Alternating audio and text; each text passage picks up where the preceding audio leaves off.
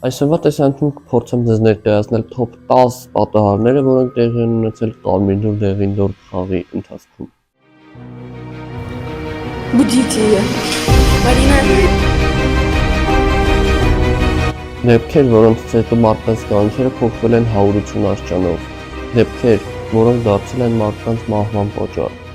Եվ ի վերջո դեպքեր, որոնք երբեք չեն մոռացվի։ Սպասեք ամենավերջին 10-րդ դեպքին, որը ձեզ իրոք կզարմացնի։ Ովքեր ընդհանրապես տեղյակ չեն, թե ինչի մասն է խաղը եւ ինչում է նրա բուն թեման, խորհուրդ եմ տալիս դիտել իմ անցած տեսանյութը, որում ես պատմում եմ ամբողջովին խաղի մասին, խաղի կանոնները եւ նրա թողնող հետևանքները մարդու հոգեբանության վրա։ Բայց մինչ կանցնենք տեսանյութին, խնդրում եմ փոքրասիկ տեսանյութը բաժանեք ալիքին, սեղմեք լայքի կոճակը,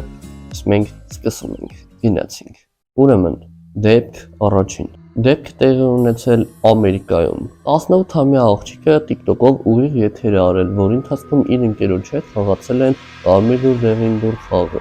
Ուղիղ եթեր նայել են բավականին շատ մարդիկ, եւ նրանք են ականատես եղել, թե ինչպես է աղջիկը ընկել տրանսի մեջ։ Ինչպես ասացի, հենց ուղիղ եթերի ժամանակ աղջիկը ընկել է ենթագիտակցության մեջ։ Եվ ինչպես տրված է կանոններով, իր ընկերը սկսել է իրեն հարցեր տալ։ Ինչ դռներ ես տեսնում քո առաջ, մտիր այդ դռները, պատմիր թե ինչ կա դռների ներսում։ Եվ երբ աղջիկը հանդիպել է սև դռանը եւ մտել այն, այդ պահից սկսած նա ոչ մի ձայն չի հանել եւ չի պատասխանել ընկերոջ տված հարցերին։ Ընկերը 10 րոպե շարունակ ուղիղ եթերի ընթացքում փորձել է նրան արթնացնել, բայց ոչ մի արձագանք չի տվել աղջիկը։ 10 րոպե անց, երբ տղան արդեն հուսահատվել էր, աղջիկը բացում է աչքերը առանց որևէ բառ ասելու։ Պարզապես նրա աչքերը արցունքոտ էին։ Միայն րոպեներ անց նա ասաց, որ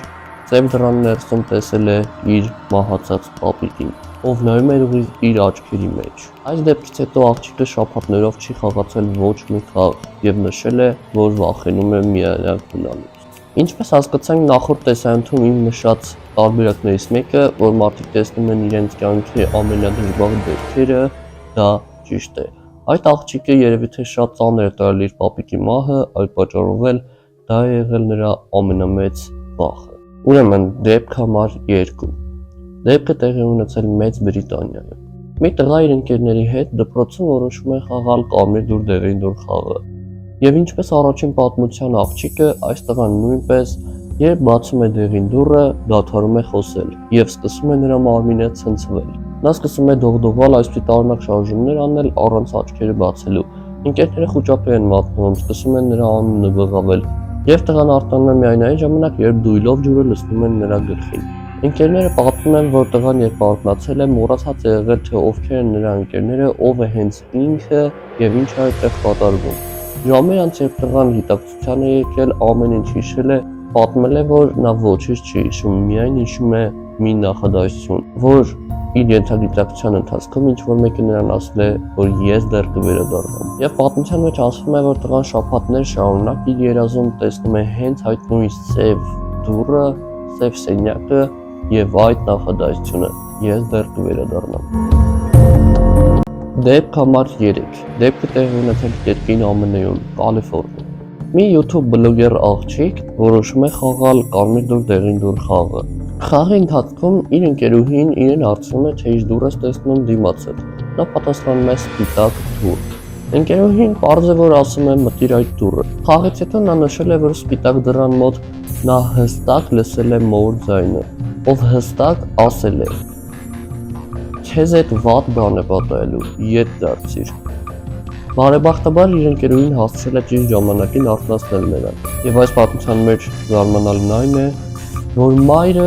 նշած է եղել, որ հենց այդ նույն ժամին նա իրեն վատ է զգացել, ինչ-որ սրտխփոց, գլխի պտույտ եւ նմանատիպ զգացողություններ։ Չնայած որ աղջիկը ասում է, որ մայրը հաստատ այդ ժամին տանը չի եղել, նա եղել է աշխատավայրում։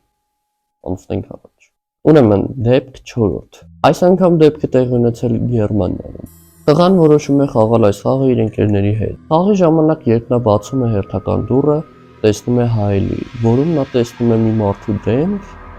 որը սովորական դեմք չէր, այն ամբողջովին հարթ, սպիտակ, կլոր դեմք էր, առանց աչքերի, քթի եւ բերանի։ Արտանալուց հետո նա ասում է, որ այդ դեմքը նրա մոտ այնքան էր տպավորվել, որ նա ամեն անգամ, երբ թեկուզ 1 վայրկյանով փակում էր աչքերը, նա տեսնում էր այդ դեմքը, թե քնելուց, թե պայտակ աչքերը փակելուց, թե աչքերը թարթելուց, մի խոսքով հասկացաք, այդպես տպավորվել էր նրա մոտ այդ մարդու դեմքը։ Ես արդեն 4 պատմություն պատմեցի ու ինձ թվում է, որ դուք արդեն հասցրեցիք հասկանալ, որ ինչ էլ ձեզ հետ կատարվի խաղի ընթացքում, դա ձեզ մոտ տպավորվում է, եւ այդ զգացողությունները հաստատ իրենց հիշեցնել կտա։ Ուրեմն հաջորդ դեպքը տեղի ունեցել Տորոնտո քաղաքում։ Մի աղջիկ խաղի ժամանակ տեսել էր սև դուռ, այո, կրկին այդ չարաբաստիկ սև դուռը, որը նշмарվում է, կարելի ասել, բոլոր պատմություններում։ Տեսնելով այդ սև դուռը նա մոտենում է դռանը եւ զգում, որ դուռը շարժվում է, կարծես ներսից ինչ-որ մեկը փորձում է բացել այն։ Արթնանալուց հետո նա նշում է, որ դուռը բացվում է ինչ-որ մեկի կողմից, բայց նա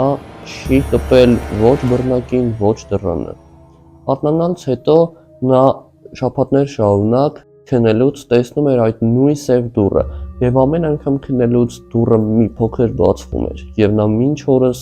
տեսնում է այդ երազը, մինչև որ դուռը ամբողջովին կբացվի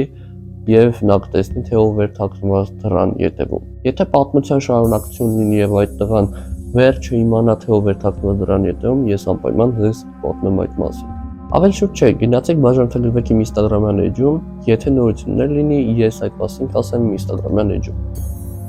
Հաջորդ դեպքը պատահել է Մեքսիկայում։ Տղան Մեքսիկայում ցանկացել է խաղալ եւ փորձել է վերջ-վերջո տեսնել, թե ինչ խաղի մասին են այսքան մարդիկ խոսում։ Նա խաղացել է եւ խաղից արթնանալուց հետո նա ամբողջությամբ պատված է եղել քրտինքով, աչքերը թաց։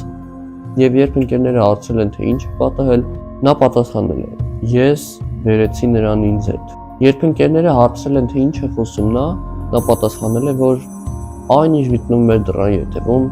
ես չկարողացա թողնել այնտեղ եւ ինձ հետ բերեցի։ Դրանից հետո օրեր շարունակ ձայներ էր լսում այնտեղ, որտեղ 100% ոչ մեկ չկար։ Եվ նա օրեր շարունակ գնացել է հոգեբանի մոտ։ Հոգեբանը սա բացատրում է հետևյալ կերպ. տղային թվացել է, թե նա արթնանալուց իր հետ բերել է այդ հոգին, թե մարդը, այնտեղ նշված չէր, թե ում է տեսել նա, այդ երևույթին նա իր հետ բերել է, բայց դե բոլորս էլ հասկանում ենք, որ դա հնարավոր չէ, դա պարզապես տղայի երևակայությունն է։ Պատմություն 7-րդ։ Տղան խաղի ժամանակ մտել է մի դուռ, որտեղ ինչ-որ մարդիկ են եղել, ովքեր նրան տարել են մի տեղ, մի սենյակ, որտեղ ամբողջությամբ պատված էր արյունով։ Խաղի ընթացքում տեղի ունեցածի մասին հավելյալ նորություններ չկան, բայց ասվում է, որ տղան արթնանալուց հետո երկար ժամանակ չի կարողացել խոսել։ Միայն ժամեր անց ասել է մի նախադասություն. «Ես էլ երբեք ոչ մի դուռ չեմ բացի»։ Պատմություն 8-րդ։ Ռուսաստան, Սանկտ Պետերբուրգ։ Տղան խաղի ժամանակ տեսել է ինչ-որ տարօրինակ դուռ, հազիվ ոչ սպիտակ, ոչ սև։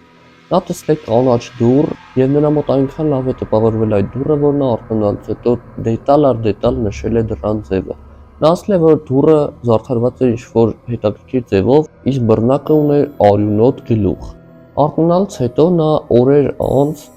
փողոցով քայլելուց տեսել է մի լքված վայր, որի դուռը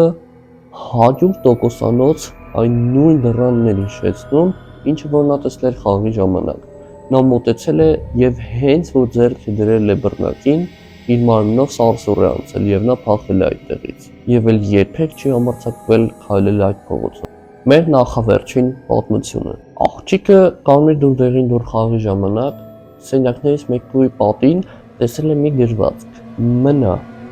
եւ ասում է, որ այդ ժամանակ նա փորձել է դուրս գալ սենյակից, բայց ոչ մի կերպ դուրս չի կարողացել գալ։ Նա բղավել է գոռալով իր ընկերներին, հուսալով, որ ընկերները կլսեն ու կարողացնեն նրան։ Իսկ արթնանալուց հետո նա օրերով չի կարողացել խոսել։ Հնարավոր է, որ նա բացի այդ գրվածքից դրան ներսում ինչ-որ եւս ուրիշ երևույթների է հանդիպել։ Ուշադրություն, ամենավերջի պատմությունը։ Ես ուղղակի չէի կարող ինչ-որ հերթական նույն պատմության նման պատմություն պատմել։ Այդ պատճառով 10-րդ պատմությունը, ինչպես ասել էի վիդեոյի սկզբում, շատ արտարոց է։ Հիմա դուք կարծնեք, ինչով է նա տարբերվում մնացած պատմություններից։ Տարբերվում է նրանով, որ այն տեղի ունեցել Հայաստանում, եւ դա ինձ պատմել է իմ հետևորդը անցած տեսանյութի կոմենտներում։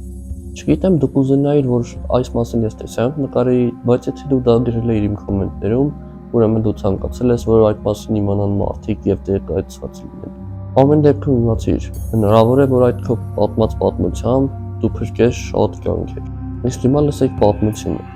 Հետևորդս գրել է, որ իր կողքի գյուղում մի տղա խաղացել է այդ խաղը եւ ինչպես կարելի ասել բոլորը սենյակներից մեկում նա ինչ-որ սարսափելի տեսարան է տեսել, որից հետո նա կրկին շոկի մեջ է եղել, բայց օրեր անց հանդարտվել է եւ առավոտյան արթնանալուց հետո նախաճաշ է արել շատ ուրախ դեմքով, բայց նախաճաշից հետո նա անհետացել է։ Ծնողները նրան երկար ժամանակ ման են եկել, բայց գտել են նրան տանիքին ինքնասպան եղած։ Գիտեմ, հետևությունները թողնում եմ ձեզ, բայց այն փաստը, որ ոչ մի դեպքում չպետք է խաղալ եւ չփորձել այս խաղը խաղալ, դա հաստատ է։ Վերջերս չեմ թաքցնի եւ կասեմ, որ ես ինքս փորձել եմ, բայց բարեբախտաբար չի ստացվել ինձ մոտ։ Անցած վիդեոյում նշել էի, որ եթե հավաքեք 1000 լայք, ես կփորձեմ խաղալ, բայց հիմա եմ հասկանում, թե ինչ մեծ սխալ եմ արել, քանի որ եթե ես խաղամ այդ խաղը, իսկ ինձ նայում են բավականին շատ մարդիկ, ես վատ օրինակ կծառայեմ հենց ձեզ։ Այնպես որ կներեք, բայց ես չեմ խաղալ խաղը։ Դե ինչ այսքանն էին պատմությունները, ձեզ լավ օր եմ մաղթում, ոչ մի դեպքում մի խաղացիք այդպիսի վտանգավոր խաղեր, բաժանորդագրվեք ալիքին, դրեք լայքեր, իսկ ձեզ հետ էի ես Ալիքսը, ցտեսություն, պակա-պակա։